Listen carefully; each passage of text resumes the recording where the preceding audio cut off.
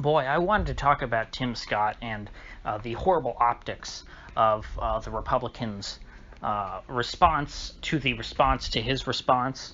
But I can't. I don't have time to get into that because wow, I still have to talk about Jerome Powell again, uh, because the labor market is getting insane here in Florida. Uh, Jerome Powell, one of the questions he was asked yesterday about reasons why he's not raising interest rates. I went over extensively the one about housing and how gee, if you're concerned that housing is a little unaffordable for people at the entry level, why are you still buying mortgage-backed securities? And he had no answer for that. But one of the other questions was that, was kind of saying, hey, Chairman Powell, in light of how tight the labor market is right now, or something to that effect, hey, don't you think you should start thinking about raising interest rates? And he said, no, what are you talking about? The labor market isn't tight at all. There's a lot of slack in the labor market. Well, I don't know where Powell's talking about, where specifically, but he needs if he's worried about slack in the labor market, he needs he needs to use more of a scalpel rather than a machete to tackle that problem, because here in Florida is the exact opposite problem. I have been talking to employers that I know for quite a while, having a lot of trouble finding workers, getting people to show up. It's been getting more extreme recently. I was talking about, I think yesterday, about how there's a McDonald's in Tampa that was offering people $50 if they just show up to the stinking interview, let alone take the job. That's just to show up. There was a convenience store, I can't remember where, it was offering people a $500 bonus when they started working. It's essentially a free paycheck, just to start, just if you accepted a job from them. And today, I decided to go out to dinner because I've been hearing about how restaurants have started closing on certain days because they just don't have enough employees to fill all the shifts in their restaurant and stay open. Last year they were being forced to close and lay people off, and people couldn't find work. People in the restaurant industry were starving for work because they weren't allowed to work. And now this year, a year later, it's the exact opposite. They can't find enough people to run the restaurants. And I went to Longhorn Steakhouse, which is a chain that's it's owned by Darden, a part of Olive Garden, but much better quality than Olive Garden in my opinion. But anyway, they had all throughout the parking lot. They had help wanted signs, stylized, text, text LH something with a bunch of digits, to apply. And I didn't think anything of it. And I saw the parking lot was pretty empty. It is what's today? Wednesday, a Wednesday night. Yeah, not gonna be too busy. And I figured I'd go right in and sit down. And I go to try and open the door, and there's a line out the door, people waiting to check in at the hostess stand. And the restaurant is pretty bare. There's very few people sitting at any tables, yet there were almost as many people standing in the lobby waiting to check in as there were sitting down. And I was there for about 5 minutes before I saw the hostess come over and check in anybody, even the person at the front of the line. And so I have to ask myself, where did all the workers go? This is a restaurant that I've frequented for most of my life. I'm pretty sure that they've been open, that this particular location's been open longer than I've been alive. They've never had trouble getting people. There's been, and they have a pretty low turnover as far as staff goes. They've always been well staffed. So this isn't, and I'm just using this as an anecdote because I've noticed this with other places, but it's just weird for me to see that I wasn't thinking about it, and then all of a sudden it became apparent. It's like, oh wait, this is that quote slack in the labor market that Jerome Powell was talking about. That's what I'm witnessing here. This is the effect of the federal government passing these massive unemployment benefits over last year, spending trillions and trillions of dollars, handing out stimmies, which, most of all that money went to their corporate buddies. A pretty small percentage of all these trillions and trillions of dollars, what is it, like $6 trillion in stimulus so far that's been spent, actually went to ordinary people. And even still, that apparently has been enough to disincentivize a substantial portion of the labor force from going out and getting a job. And that's obviously because if you're a low-skilled worker, you're not going to earn a whole lot in the labor market until you acquire skills, that is. But if you can earn, let's say, I should go back and try and research a little more. But the number that I keep hearing is like around $17.50 an hour on average, depending on where you live, because you also have local unemployment and state benefits and things to factor in. And then the stimmies and all that. There's a lot of factors to try and figure out, because it's gonna vary by area, and of course cost of living is different in different places. But obviously, at least in my area, the unemployment benefits are substantial enough relative to the cost of living here, which is saying something. The cost of living here is pretty insane. To disincentivize people who are in, I guess, some of these lower wage jobs. And it's just common sense. If you can make more money on unemployment than you can by working, obviously you're not going to work. Even if you're making less on unemployment, if you're not making substantially enough, if you're not making substantially more off of unemployment in order to justify the to compensate for the disutility of labor, then you're still going to take that unemployment check. If, let's say, you can make $17.50 doing nothing versus $20 an hour, digging ditches, I think you're probably going to pick being unemployed, because at least then you've got all this leisure time on your hands. You don't lose 40 hours a week digging ditches. The disutility of that kind of labor is quite high, and perhaps for a lot of people, the disutility of bussing tables, of waiting on tables in a restaurant, of doing dishes in the kitchen, that might be pretty high for them. And the wage, even if the wage itself is higher than what they're making on unemployment. And is there any sign that this is going to let up, that there's going to actually be a return of people to the labor force? Well, based on what happened after 2008, the answer is no. And that's not even factoring in the continued stimulus that Biden is promising here. Biden is promising to essentially bring back the New Deal and do all of the horrible stuff that FDR did that extended the Great Depression through 1945. He wants to create all these make-work projects where he pays Americans to dig holes and fill them back in again, and call that a good-paying job. He's going to sap away already extremely scarce labor from the private sector and put it towards doing nothing. And so what is the result of that? It's going to be, on net, less production in the real economy, less goods being produced, and therefore a lower standard of living for Americans. And so I hate to say it, because so many people have said this for so many years, but this is the kind of environment you get that produces high inflation, because it's pretty darn clear money's not scarce right now. What's scarce are goods and services. Resources are scarce. Commodities are scarce. Labor is scarce. If people can make so much money doing nothing because the government pays them to do nothing, the only way that employers are going to attract those people back to the labor market, which, again, using the 2008 precedent, labor participation fell after 2008 when you had all those layoffs and stuff, and never went back up, which is very concerning. We have a structural injury to the labor market in that sense, going back to 2008.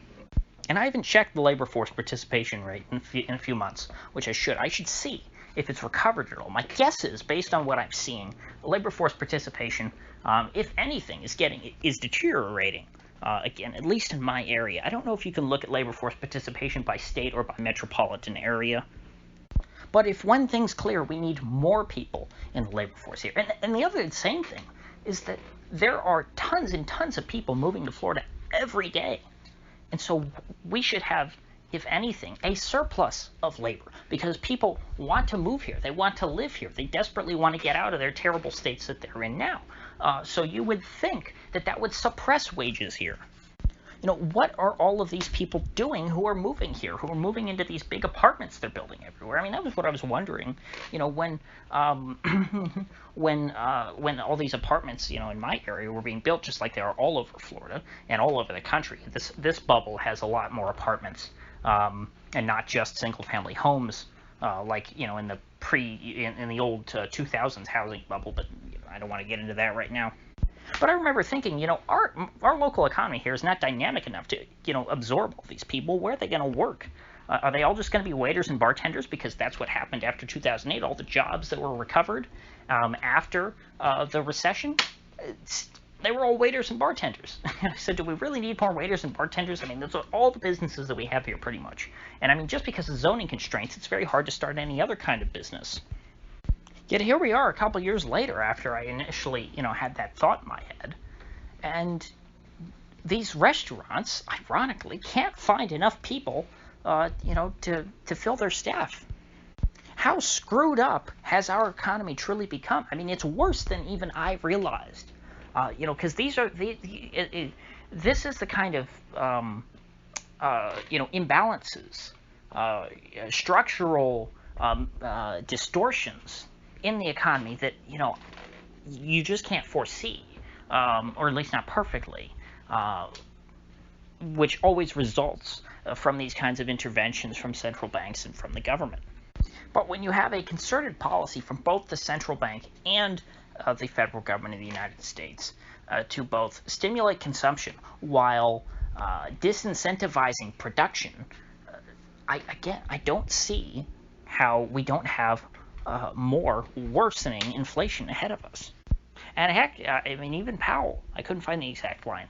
I was trying to look for the exact clip. But I believe yesterday Powell said, inflation is going to move higher before it stabilizes. But why the hell would it stabilize if, stabilize could mean stabilize at 5% a year or at 6% a year.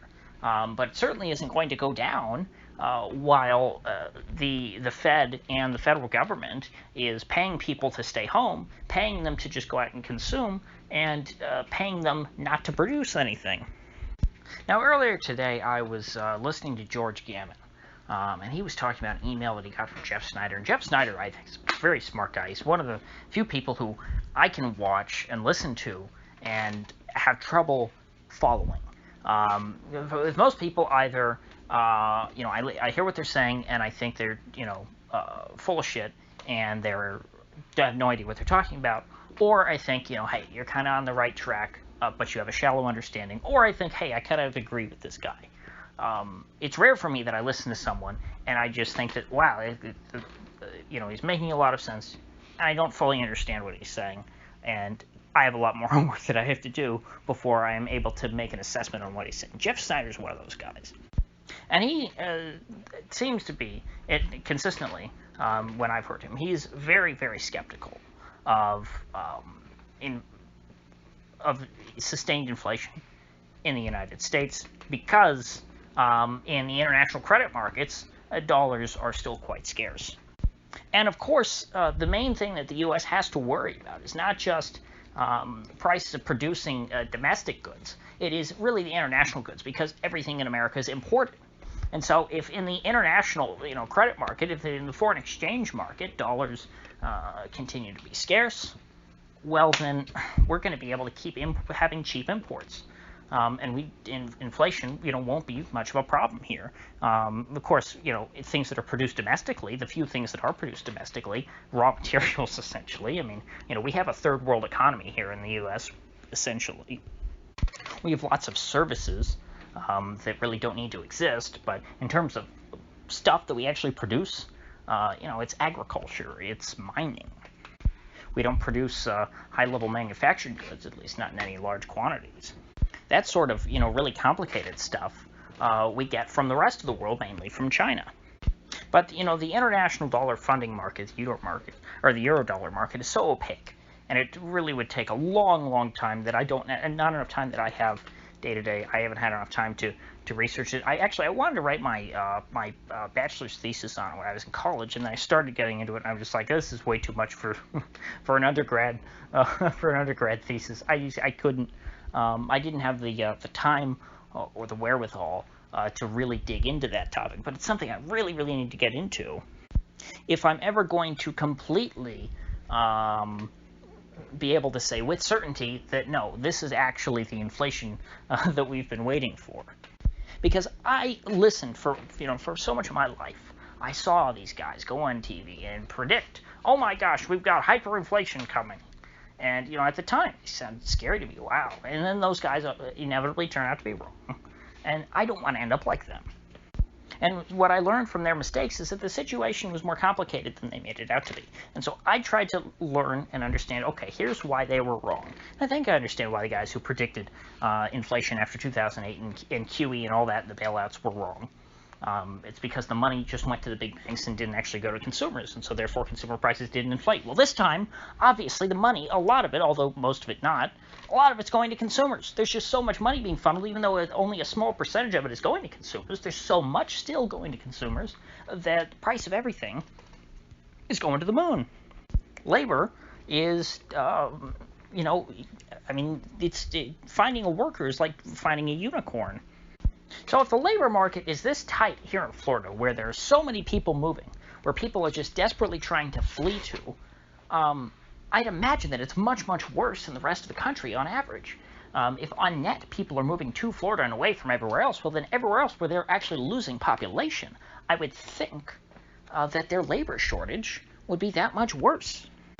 But ultimately, whenever you have a shortage in a situation like this, it's not so much that you have a shortage of whatever the good is that you're referring to, in this case labor, or let's say lumber. It's not that there's less wood or less people to work. As I said, there's more people in Florida to work than ever before, yet labor is harder to find. Why is that? It's not because there's a deficit of labor or shortage of labor. There's an oversupply or a surplus of money.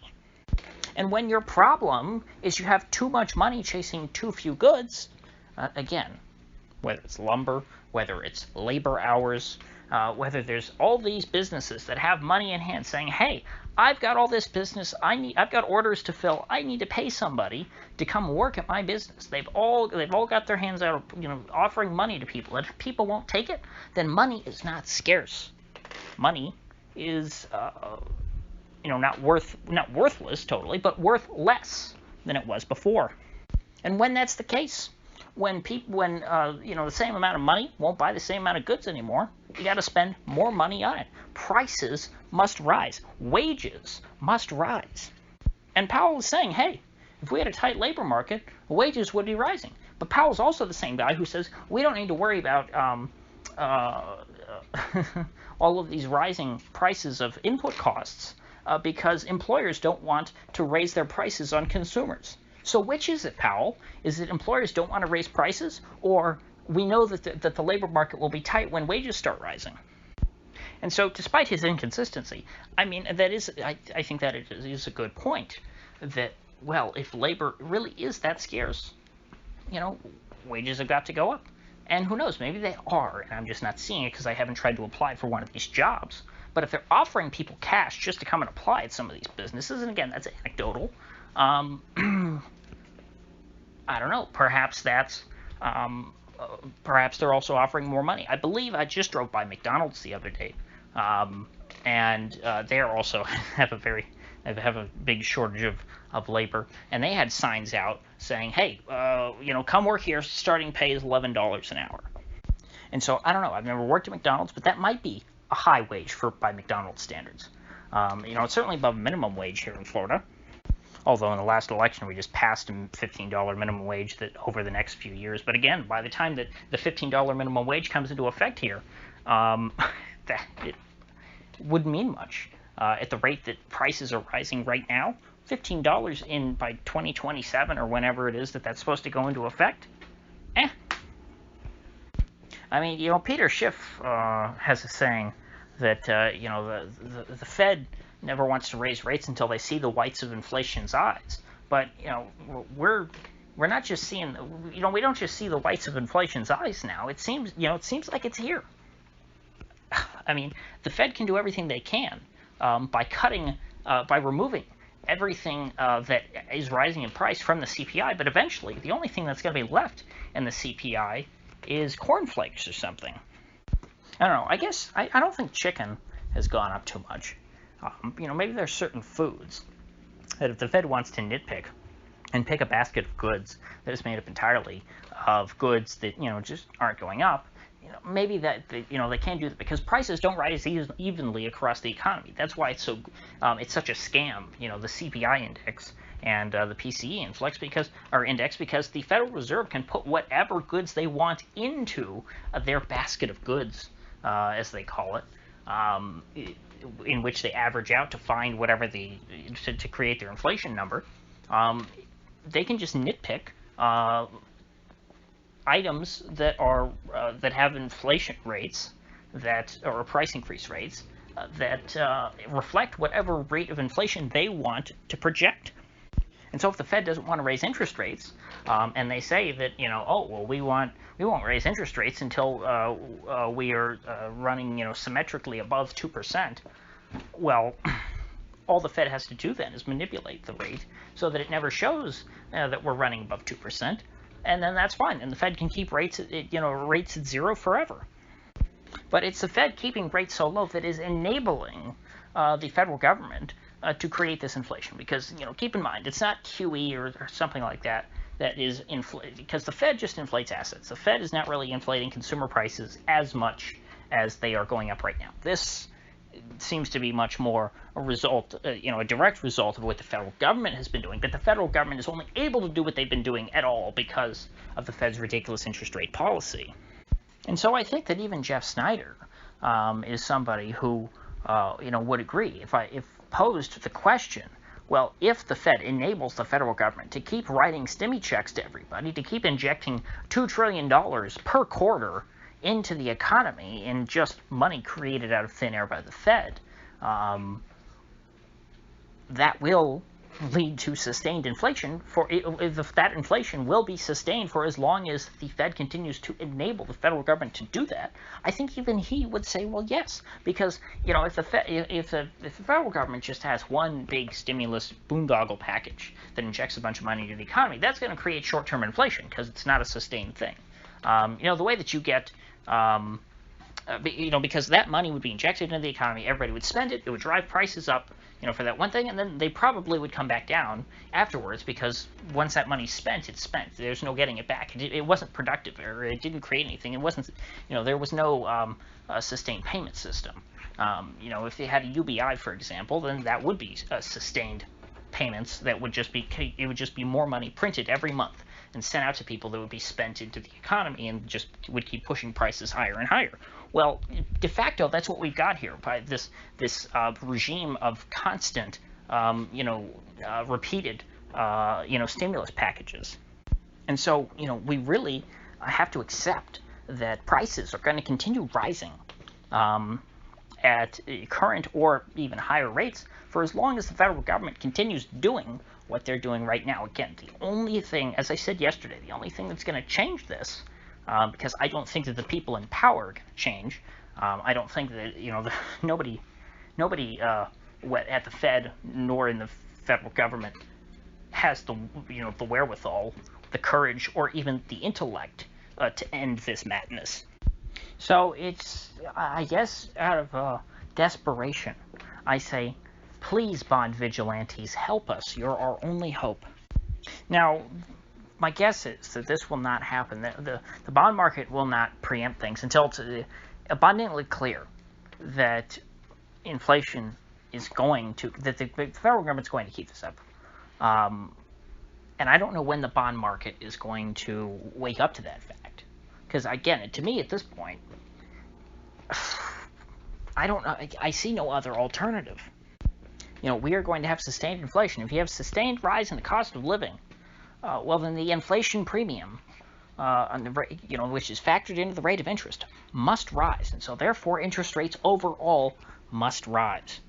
And so what will it take for that shift to occur in the bond market, for that shift in sentiment, for the end of this 40-year bull run in the bond market? What's it going to take? Is it going to take the actual official government inflation numbers showing that they're running hot, and the federal government saying, hey, full steam ahead, we don't care that inflation is high, we're going to keep going? Because the Fed could just very well rig the official numbers, make them completely detached from reality, just to make sure that they always say, I don't know, 2.5% or whatever, so that the Fed can pat themselves on the back and say, we're achieving our goals.